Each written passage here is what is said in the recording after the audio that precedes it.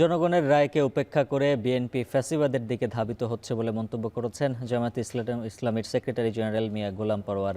তিনি বলেন, সরকার খুব বিপদে আছে আর এই সংকট তৈরি করেছে বিএনপি নিজেই।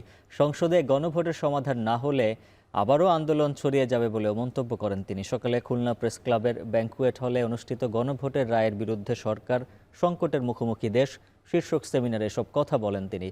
বক্তারা বলেন, গণভোটের রায় অগ্রাহ্য হলে রাজনৈতিক বিভাজন, জনগণের আস্থাহীনতা, সামাজিক উত্তেজনা সহ সমাজ সংকটে পড়বে। জামায়াতে ইসলামের খুলনা মহানগর আমির মোহাম্মদ মাহফুজুর রহমানের সভাপতিত্বে সেমিনারে বিশেষ অতিথি ছিলেন দলটির কেন্দ্রীয় কর্ম পরিষদ সদস্য মাওলানা আবুল কালাম আজাদ। এই সংস্কারের গুরুত্বপূর্ণ সাংবিধানিক পরিবর্তন আপনারা মানতে চান না।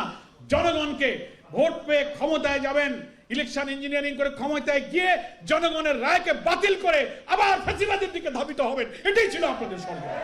যে জনগণ ভোট দিয়েছে, যে জনগণ 5 কোটি ভোট দিয়েছে, সেই 70% জনগণের ম্যান্ডেট যারা দিয়েছে, এটা যদি পার্লামেন্টে নিষ্পত্তি না হয় তো আমরা সেই আলোচনা, সেই আন্দোলনকে আবার জনগণের কাছে নিয়ে যেতে হবে।